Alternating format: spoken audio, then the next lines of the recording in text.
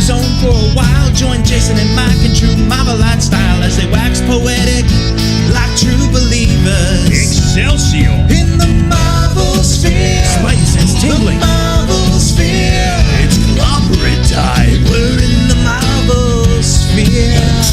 In the MarvelSphere. Avengers assemble. The MarvelSphere. Hey, Bob. It's time for MarvelSphere. Greetings and salutations, and welcome to the MarvelSphere Internet Radio Broadcast with your co-hosts, Mike McGee and Jason Fury. Today, they shall be discussing the dazzling, the beautiful, the deadly Agent Peggy Carter. Dun dun dun. And scene. That was really nice, Mike. Thank you. Oh, you're welcome. I appreciated it. So I guess that reveals what our topic is. Mm-hmm. Marvel's Agent Carter. Definitely. The 8-episode miniseries that was broadcast on ABC during Agents of S.H.I.E.L.'s mid-season break. Right. They just kind of snuck it in there. If you're wondering why S.H.I.E.L.D. took so long to come back, it's because they wanted to squeeze Carter in. Put her in that time slot. Get her involved in the moving pictures, see?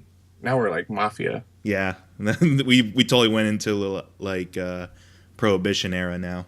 Yeah, this is basically a miniseries surrounding the character of Agent Peggy Carter, played by Hayley Atwell, first appearing in Captain America, the First Avenger. Right. I don't know, what were your thoughts on centering an entire show around a supporting character from the quasi-awesome Captain America First Avenger movie? Well, yeah, I think it's a pretty awesome, bold move from Marvel. They're really doing the strong female roles well, especially in the comic world with books like, Thor's now a woman, Spider-Gwen's really good if you're not checking it out, Ms. Marvel's a strong book, there's tons of other ones, She-Hulk, Black Widow, there's a lot of really good, strong female Marvel leads in these comics now, and I think TV's just kind of catching up to that, and I think it was pretty bold to have not only a strong female lead in what is essentially a prequel to all these Avengers movies, or a sequel to Captain America. It's kind of both, but it's starring a woman that has zero superpowers. Mm-hmm. So she's kind of like Batman in the Marvel universe in that sense, minus all the gadgets and, well, I'd say minus the butler, but I think she has that too with Jarvis. Edwin Jarvis, played by James Darcy. Yeah. Right. What I appreciate about too is like you said, not only is it a strong female character, no superpowers, but also she's, aside from Jarvis every once in a while, she's really on her own. Like she's always fighting uphill battles, and that's actually exemplified a lot in First Avenger. Whenever, a big cigar chump and male chauvinist shows up, he's like, "Oh, I'll teach you how to fight, sweetie," and she just decks him and puts him in his place. But also in the one shot they did with her, which was, I guess, kind of the testing ground to see if this character could be in a series. Mm-hmm. And that really kind of propelled the idea that, after the war and after losing Captain America, she was very much not happy being seated behind the desk and being just seen as a secretary, essentially, after she had essentially been a war hero. Yeah, she's definitely just been downgraded to secretarial duties, and I think it's interesting thrusting her in this 1940s era. Yeah, like what you said, just chauvinistic kind of asshole guys all over the place trying to teach her a lesson. She doesn't need it. She's taking care of business, and she's looking at the real threats and taking them down accordingly. Mm-hmm. And I think this show really benefited. When I first heard about it, I thought it was just a mini-series, but about halfway through the series, they started saying Season 1, which makes me wonder if there's going to be more. But my point is, 8-episode formula for this show was just right. I think if it was 22 episodes, it would have overstayed its welcome. But they were able to tell a really concise and entertaining story in 8 episodes. And I think that's a formula. Netflix has been doing it with their shows, 12 on average per season. I think that's the sweet spot with TV for me, because 22, if you watch shows like, Arrow or Flash or Supernatural, stuff like that, I really enjoy them and I really like them. But man, if those were condensed to like 12 episodes instead of 22, they would be super sharp. And it's definitely a problem when you do have 22 episodes for especially an adventure serial type show like this that is delving into superheroes and comic books, is that there can be a lot of filler episodes. Like even Agents of S.H.I.E.L.D., has had its fair share of those either in the first season and so forth. Yeah, I guess S.H.I.E.L.D's the better comparison when you're talking about like level of quality, because I can point out probably 20 S.H.I.E.L.D. episodes already that seemed throwaway. Mm-hmm. But when I watched Carter, there was zero. Every episode was relevant. It had its point, and it had its arc, and it was building. I think every episode got stronger and complemented the one before it with the show. Comparing it to S.H.I.E.L.D. again is that it pays the homage it has to pay to the bigger Marvel Cinematic Universe without feeling like it's too much of a wink at the audience. Yeah, that was an issue I had also. Yeah. When you're watching S.H.I.E.L.D., I'm sure you feel the same way. They're always just like name dropping. It's like you're at a party and you met somebody famous and you just want to let everybody know. It's just like, she's kind of acting like the Hulk. And you're like, ooh, the Hulk, that's an Avenger. This show's good. Like, no, I'm not an idiot. It's a bad tie-in. But yeah, Carter, you got the Howling Commandos, you got Jarvis, you got the Black Widow program, even Howard Stark shows up for most of the series. Those are all really relevant world-building tie-ins that make sense and are relevant for the past and future of the universe. But wait, said the audience, aren't you forgetting the Captain America references? What I did in my review of the show on neverendingradicaldude.com, by the way, is that... It's up now. It's up now. Read it. Read the review. Look at the artwork and read it. But don't turn us off. No, keep listening while you're reading. Yeah. You can maybe sync it up. So what I actually appreciated was the fact that I've talked to some people who said, like, I just couldn't get beyond, like, oh, it opens on Chris Evans as Captain America. I'm like, well, yeah, of course it would. This show takes place only about a year after he's disappeared. Yeah. So she's still grieving. She's still kind of struggling through her loss in a way, and also trying to struggle to, hold on to her dignity and self-respect in this new position. And it makes sense why there would be so many references to Captain America, not just for her, but for the world, because he was the ultimate war superhero for them. They're just fresh out of World War II. Of course, there's going to be a Captain America radio adventure program taking place that kind of contrasts with the real image of Peggy Carter. Her counterpart in the radio program is this waif damsel in distress who's always like, oh, I have no idea what to do. Save me, Captain. Yeah. And it makes sense for that time, too, why American culture would be so... It would embrace the idea of this all-American superhero, even after he's disappeared.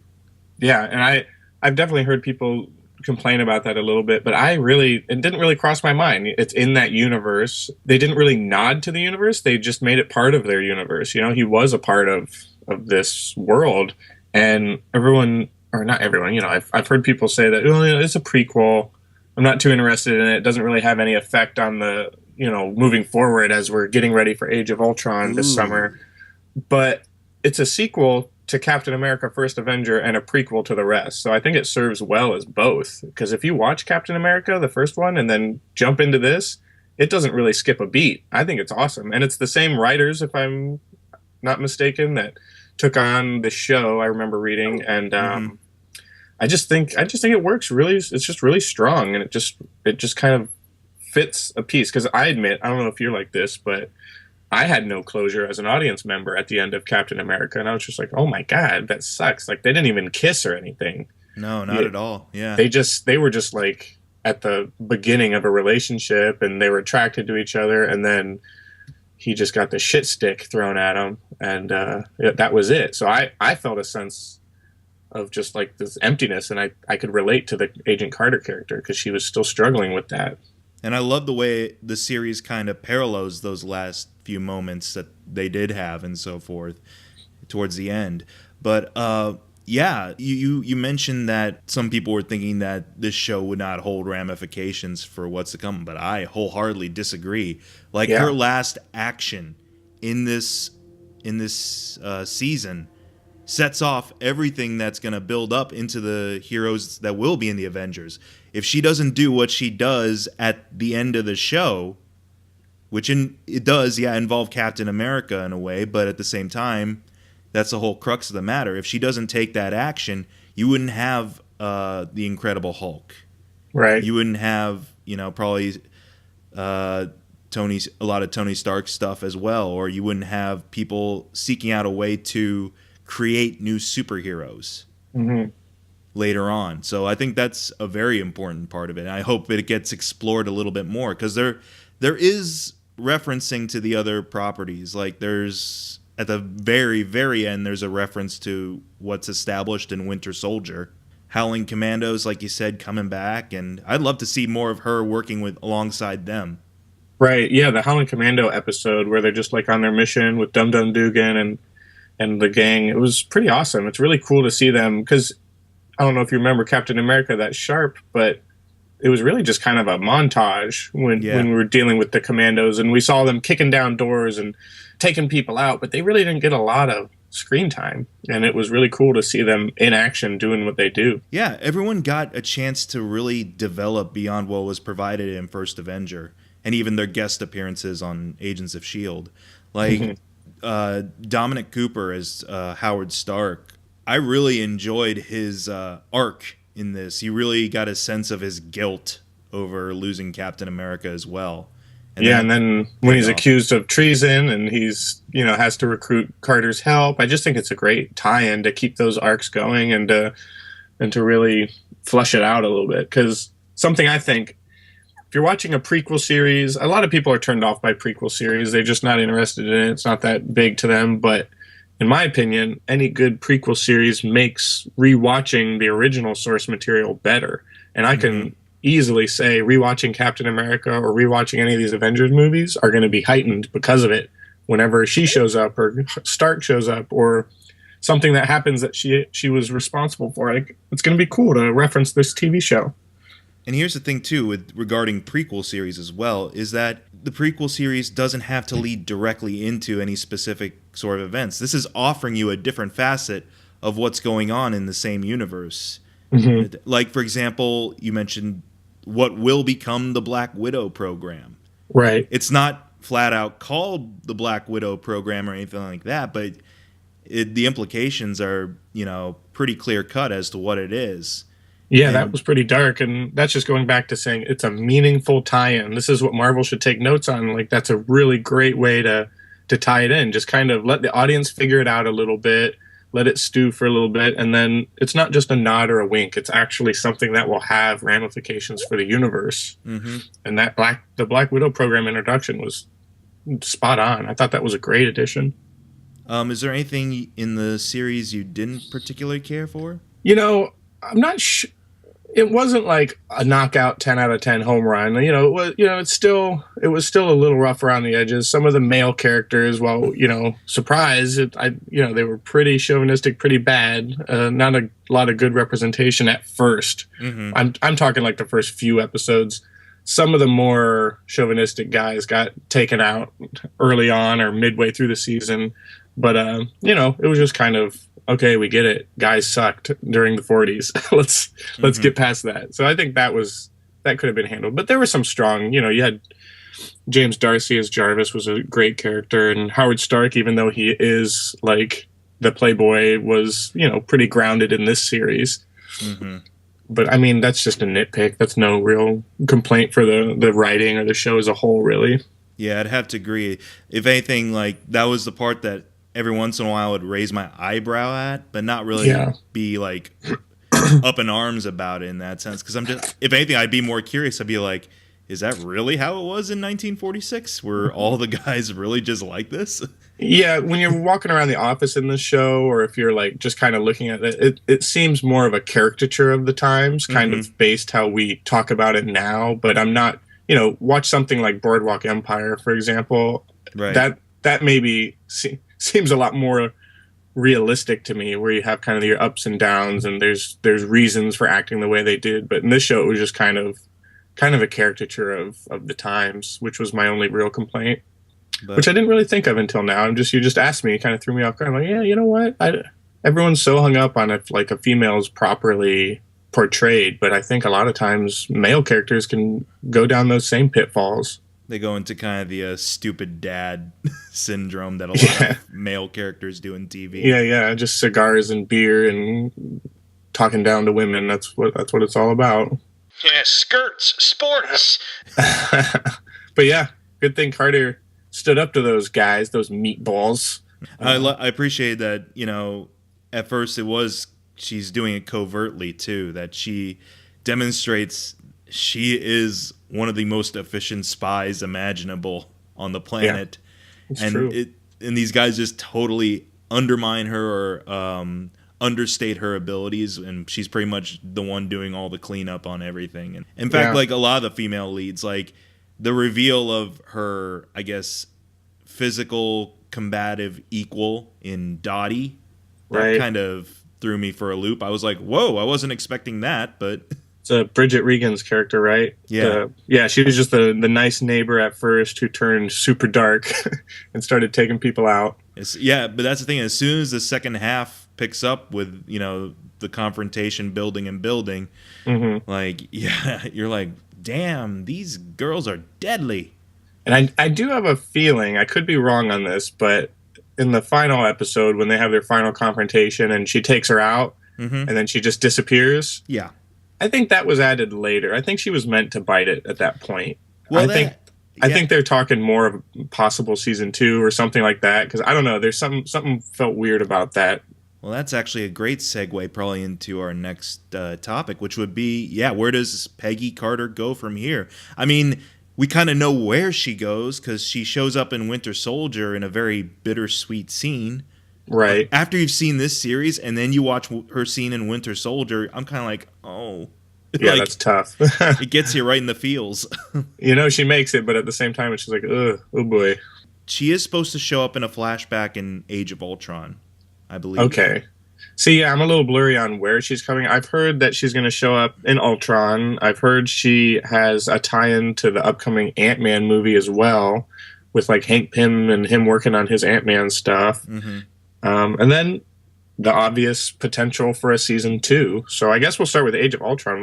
What reason would she be in that, you think? I have a feeling I'm trying to avoid spoilers as much as possible when it comes to the plot, but really based off of stuff I've seen in just trailers for the movie, I have a feeling something happens along the lines of the movie where either Scarlet Witch or something else triggers like trauma in the Avengers. Right. And sets like Tony Stark off on creating Ultron, sets Thor off on something, sets the Hulk off, I believe, too.